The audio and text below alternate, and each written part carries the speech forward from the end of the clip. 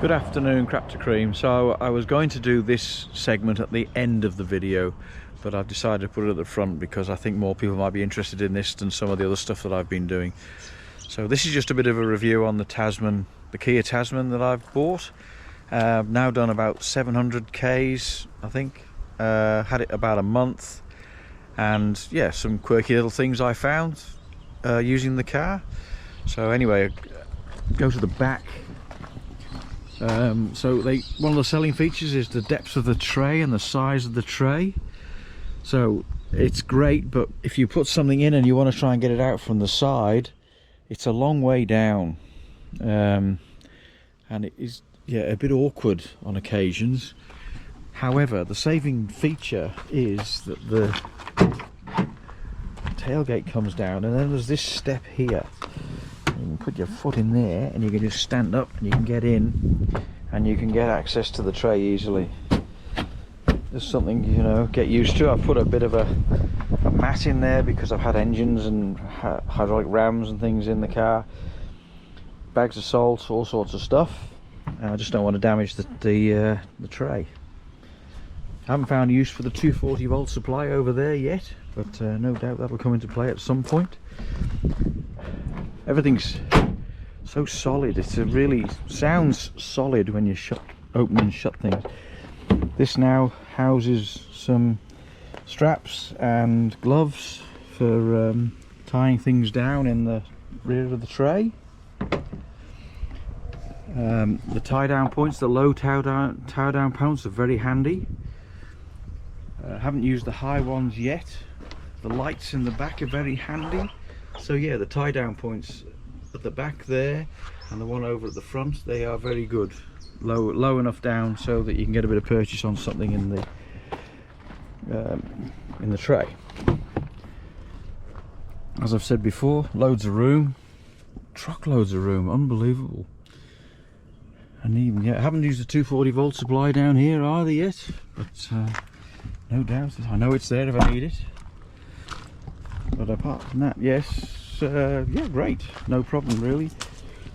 People ask me why I bought a Tasman. There's the answer.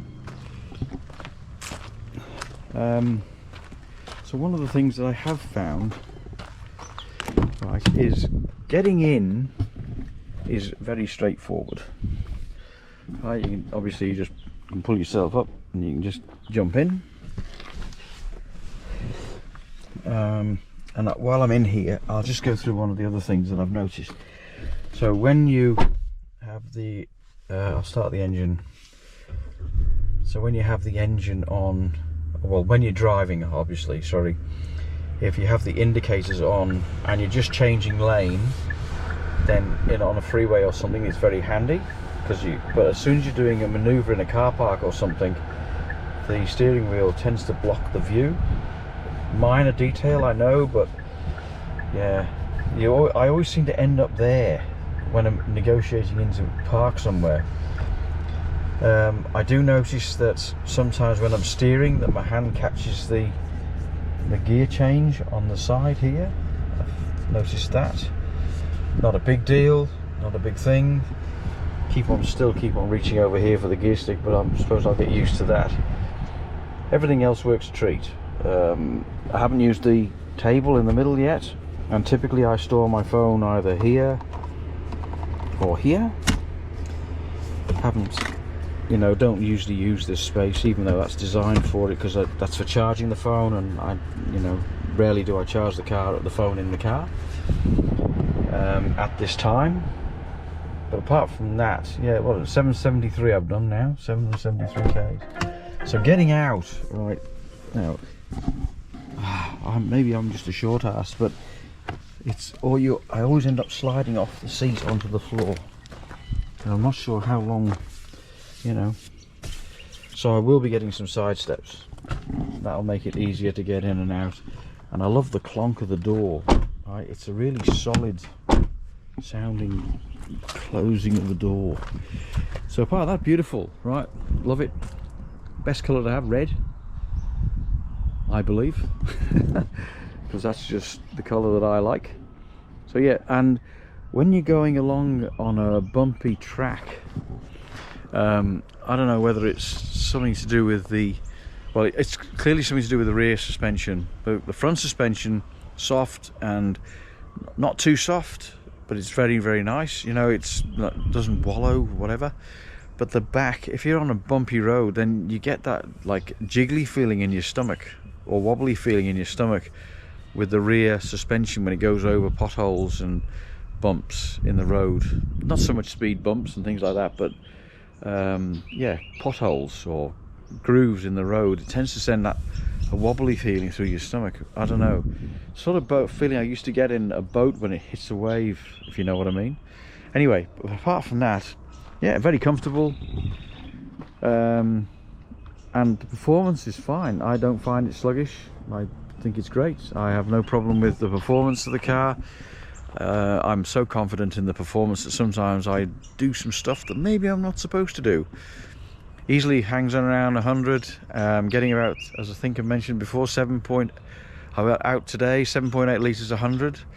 Around town, around here locally, about 8.99. Yeah, the longer runs, yeah, that's 7.8, something like that. So it's quite good, economically wise. Anyway, I think that's about it. So I'll move on to my next topics now and let you catch up with that. So that's the end of the Tasman update. So any comments you have to make about the car, always interested to hear. This is just my own personal view. I'm not paid or sponsored by anybody, and just own it. I just own one now, and I don't regret the purchase. So let's put it that way. All right, on to other things. Bye for now. Good morning, crap to cream. So this is something that's a bit different. Today I am replacing the rams on, or well, I've got a leaking ram on my car hoist. So I've been waiting for a car hoist company to get some rams in, because they were saying, right, that there's a good chance that the inside of the rams are more likely to be damaged. So if I just get seals for it, I'll take it all apart, put it back together again, and then I'll find out the ram or the cylinder will be damaged. Right, so I've found 2 rams, which are over here now. And now I'm taking this ram out. This is the leaky one, as you can see by the floor. So I've taken the plate that goes across the bottom, so that's that plate there. I've taken that off. I've then lifted the hoist up and I put 2 axle stands underneath. And then what I did was I can show you on this one. I then pushed the ram down, and that loosened this chain off. So then I can hang the chain from up there on a strap, so that keeps that out of the way. And then I've got a engine hoist and a strop doing this. So because the engine hoist doesn't have enough lift to lift it all the way up, I lifted it halfway up, and then I've put 2 of these clamps on here to hold it in position while I move this strop from up here down to here, and I'm more likely to have to do the same going back in again. So I've just obviously disconnected the hydraulic lines. That's there. And there's one large hydraulic non-return valve, or an excess flow valve, which is this one here. So in the event that the hydraulic line snaps, then it'll come down in a controlled manner and not just full bore. And they both got excess flow valves in the bottom here. So I just take this connection off here. All right, so that, and it keeps all the cables on the rollers, keeps everything the way it should be. And I'll give you a bit more information as and when it becomes available. I'll get the ram out and then I'll swap the bits over. So here we go. This is going to be another one of these videos, right? If it goes wrong, you won't see it. So what I've done, right, so far is I've lifted this up halfway, and then I've got a bit of emery cloth because the outside of the cylinders is quite smooth. So I've got a bit of emery cloth between these 2 clamps, like these clamps, and then I hold it in position while I move this strop down.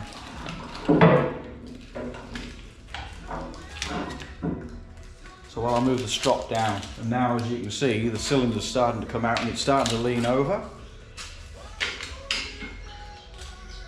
So with any luck now, I'll be able to lift this up and this will just, I'll say come out, not fall out. Okay, because that's doesn't have.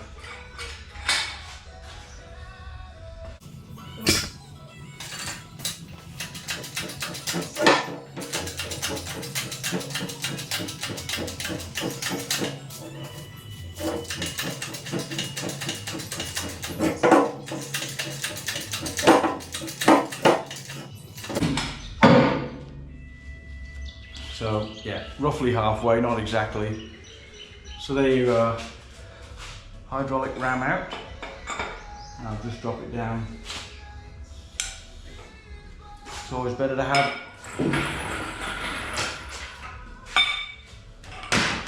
heavy masses as low to the ground as possible. So you more likely won't see this dropping to the floor. Anyway.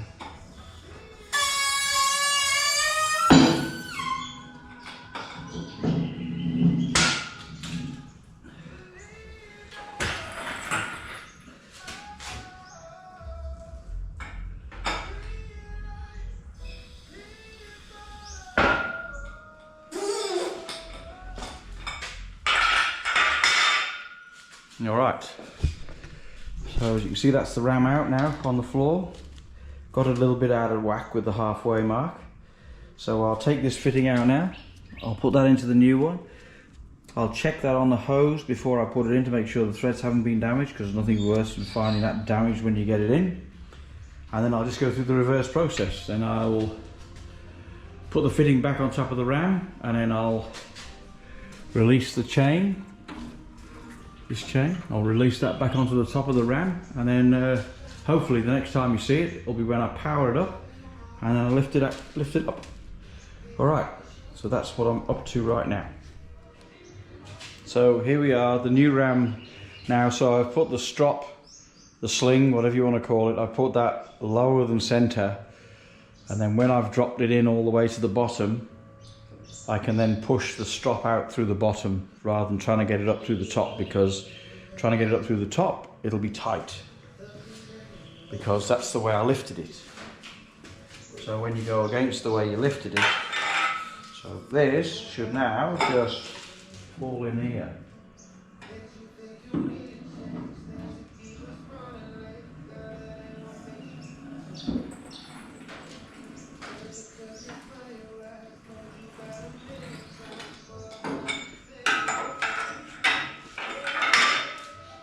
Move the engine hoist back a tad and make sure that the fitting at the bottom isn't.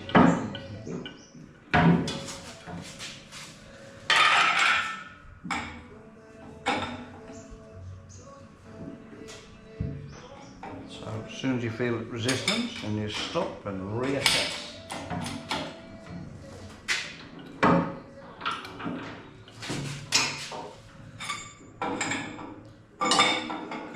The last thing you want to do is damage the thread on the fitting.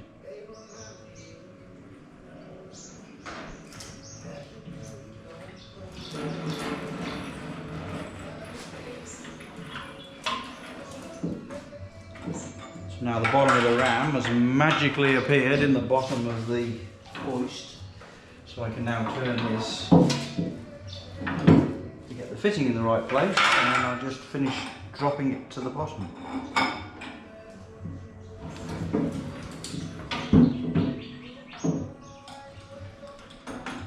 And that's it. Ram installed. So just a case of getting that in the bottom fitting now. And then when that's located in the bottom like it is now, that's it. The hose, the ram's lined up.